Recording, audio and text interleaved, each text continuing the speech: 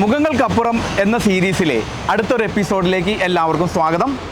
നമ്മളിന്ന് നിൽക്കുന്നത് ചെമ്പുമുക്ക്, എറണാകുളം ചെമ്പുമുക്കിൽ കാംറി മോട്ടോഴ്സിൻ്റെ മുൻപിലാണ്.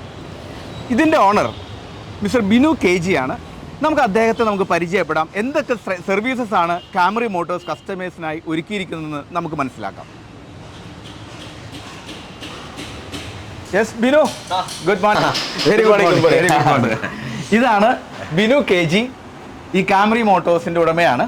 നമുക്ക് ബിനുവിനോട് കൂടുതൽ കാര്യങ്ങൾ സംസാരിച്ച് മനസ്സിലാക്കാം.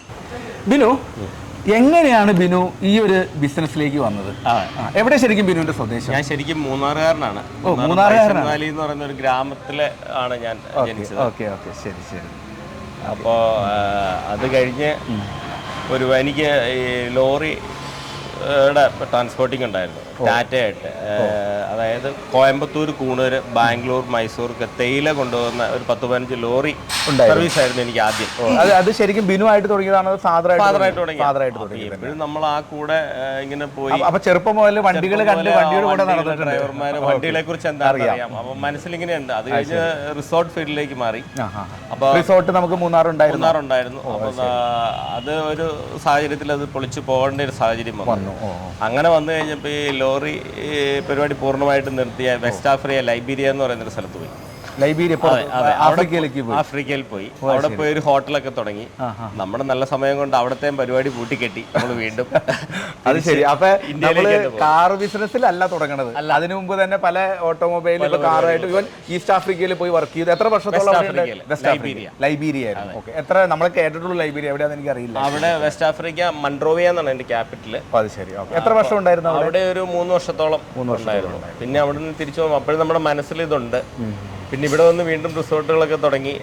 കൊറോണ സമയത്ത് പച്ച പിടിച്ചില്ല. പക്ഷെ അതിനുമ്പ് തന്നെ നമ്മള് മനസ്സിൽ ഇത് കേറിപ്പോയത് കൊണ്ട് ഇടയ്ക്ക് കാറിന്റെ ഇതിൽ വേറെ എക്സ്പീരിയൻസ് ഇല്ലായിരുന്നു തുടങ്ങുമ്പോൾ? എനിക്കില്ല. പക്ഷെ എനിക്ക് നമുക്ക് A to Z വണ്ടിയെ കുറിച്ച് അറിയാവുന്നതുകൊണ്ടും എക്സ്പീരിയൻസ് ഉള്ള നമ്മുടെ സ്റ്റാഫുകളെ കിട്ടിയതുകൊണ്ടും നമ്മളങ്ങ് തുടങ്ങി. അപ്പൊ ഈ കാംറി ആയിട്ടാണോ എറണാകുളത്തേക്ക് വന്ന് കാംറി തുടങ്ങാനുള്ള ലക്ഷ്യം?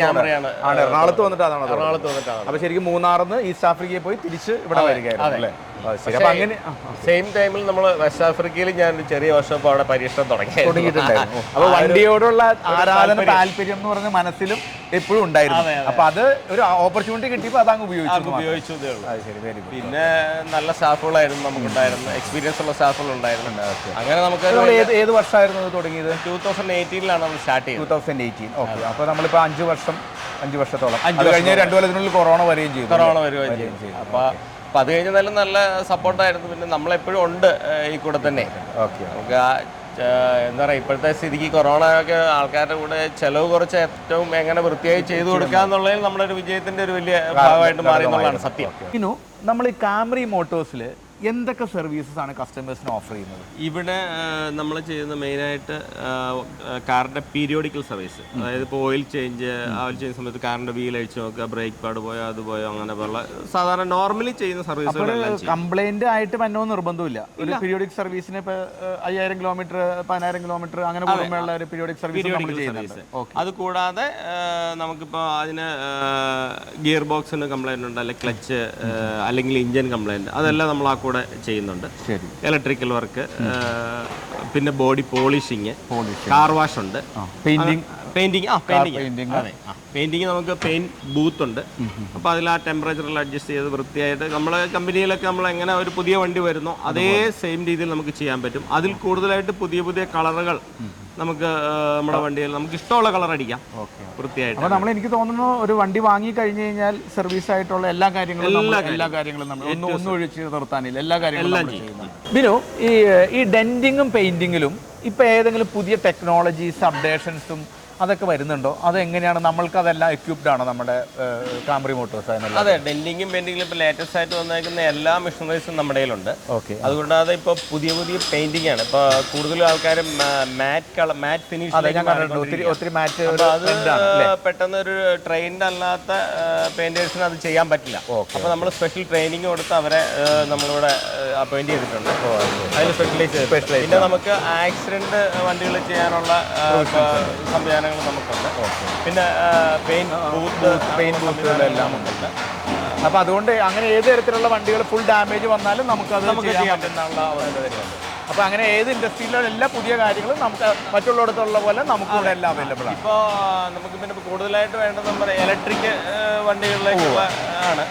ഇലക്ട്രിക്കിലേക്ക് മാറുകയാണല്ലോ. ഇലക്ട്രിക്കിലേക്ക് മാറുകയാണ്. അപ്പോൾ അതിന് നമ്മളിപ്പോൾ അതിന് നമുക്ക് നമ്മുടെ സ്റ്റാഫിനെ ട്രെയിൻ ചെയ്യാൻ വേണ്ടി ഇപ്പോൾ ബാംഗ്ലൂരാണ് കൂടുതൽ വന്നേക്കുന്നത്. അപ്പോൾ അങ്ങോട്ട് അവർക്ക് ട്രെയിൻ ചെയ്യാനുള്ള സംവിധാനങ്ങൾ കൊടുത്തിട്ടുണ്ട്. ഞാനും കേട്ടിരുന്നു. കാരണം എന്ന് വെച്ച് കഴിഞ്ഞാൽ നമ്മുടെ ഒരു സാധാരണ ഒരു ഡീസൽ കാർ എന്ന് പറയുന്നത് ഏതാണ്ട് 30,000 പാർട്സ്, ചെറിയ നട്ട് ബോൾട്ട് മുതൽ എല്ലാം കൂടി ചേർക്കുമ്പോൾ ഏകദേശം 30,000 പാർട്ട് കൊണ്ടാണ് ഒരു കാർ ഉണ്ടാവുന്നത്. പക്ഷേ ഇലക്ട്രിക്കലിലേക്ക് വരുമ്പോൾ ഏതാണ്ട് 500 താഴെ 200-500 താഴെയുള്ളൂ എന്നെങ്ങാണ്ടാണ് ഞാൻ കേട്ടേക്കുന്നത്. അപ്പോൾ അങ്ങനെ വരുമ്പോൾ ഈവൻ നമ്മുടെ സാധാരണ കാർ ലൂബ്രിക്കൻ്റ് പോലും അതിന് ആവശ്യമില്ല. മൂവിംഗ് പാർട്സ് വളരെ കുറവാണല്ലോ.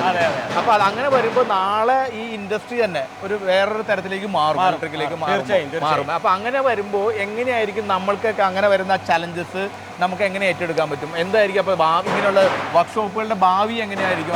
ഞാനിപ്പോൾ ഇലക്ട്രിക് വണ്ടിയിൽ അപ്ഡേറ്റഡ് അല്ല എന്ന് എനിക്ക് പൂർണ്ണ ബോധ്യമുള്ളതുകൊണ്ട് ഞാൻ നമ്മുടെ സ്റ്റാഫിനെ എല്ലാം പുതിയ ഈ മേഖലയിലേക്ക് പഠിക്കാൻ വേണ്ടി 3 പേരെ നമ്മൾ വിട്ടിട്ടുണ്ട് ട്രെയിൻ ചെയ്ത്. അപ്പോൾ വിത്തിൻ 2 months അവർ പഠിച്ച് മിനിമം അതൊക്കെ വേണം ഒന്ന് പഠിച്ച് ആയി വരാനേ.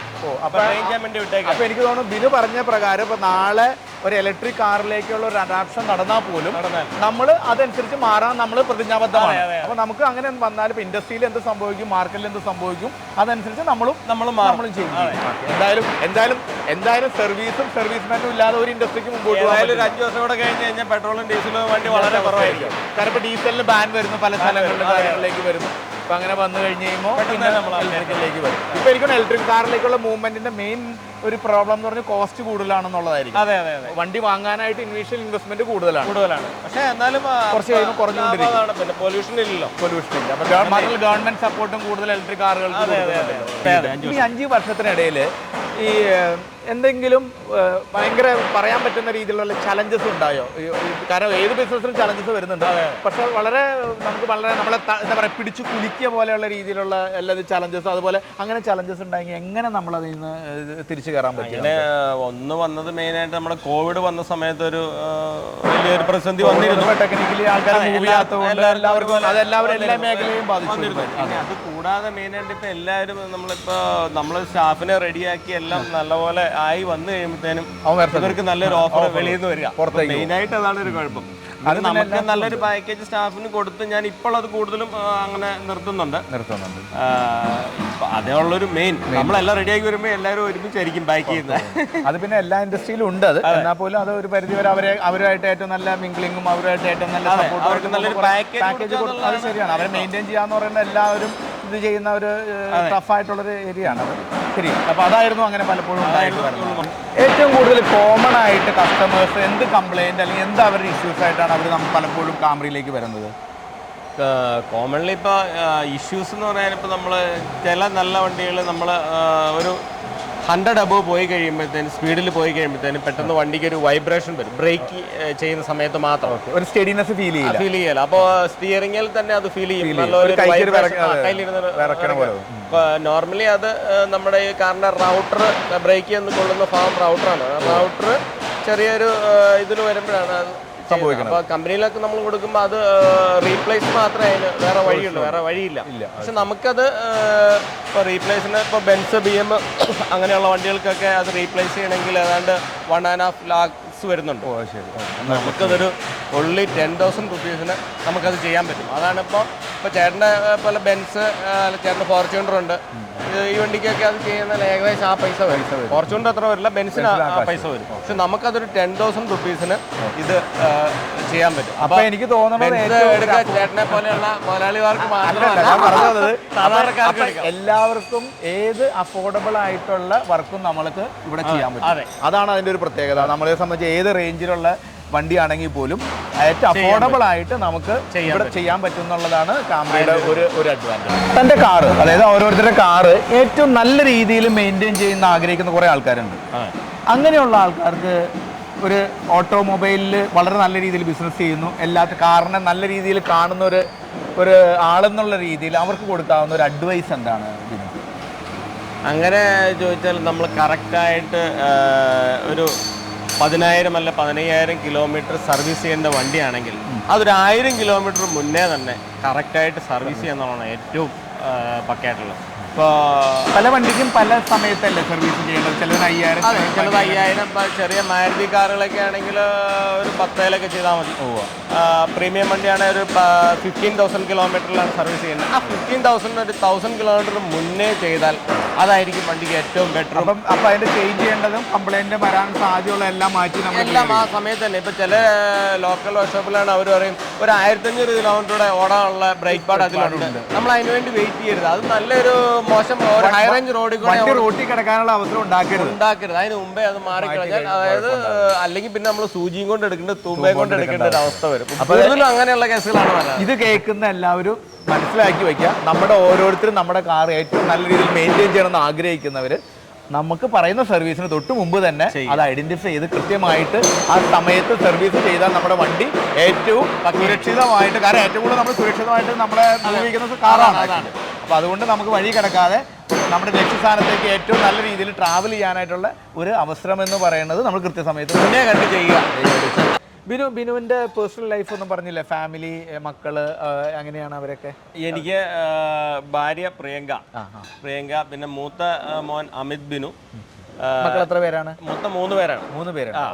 രണ്ടാമത്തത് പെണ്ണാണ്, അമേയ. പുള്ളിക്കാരി 6th പഠിക്കുന്നു. ശരി. പിന്നെ ഞങ്ങൾക്ക് ഒരു ചെറിയ കുട്ടിയുടെ ഉണ്ട്, 1.5 വയസ്സായ എല്ലാവരും ആ വെച്ചിട്ടാണല്ലേ? അതെ, 3 പേരുണ്ട്. അമിത്, അമേയ, അമേലിയ. ഇവിടെ തന്നെയാണ് താമസിക്കുന്നത്? താമസിക്കുന്നത് തൊട്ടടുത്ത് സ്കൈലൈൻ്റെ വില്ലുണ്ട്, അവിടെയാണ് താമസിക്കുന്നത്. അപ്പൊ എന്തായാലും ബിനുവിന് ഇവിടെ വരാൻ ഉള്ള ഒരു അവസരം തന്നതിനും, കാറുകൾ നമ്മൾ എങ്ങനെ മെയിൻറ്റെയിൻ ചെയ്യണം, പിന്നെ അതുപോലെ കാംറി മോട്ടോഴ്സ് എന്തൊക്കെ സേവനങ്ങളാണ് കസ്റ്റമേഴ്സിന് വേണ്ടി ഒരുക്കിയിരിക്കുന്നത്, ഇങ്ങനെയുള്ള എല്ലാ കാര്യങ്ങളും എക്സ്പ്ലെയിൻ ചെയ്ത് തന്നതിന് പ്രത്യേകം ചാനലിന്റെ പേരിലുള്ള നന്ദി അറിയിക്കുന്നു. Thank you.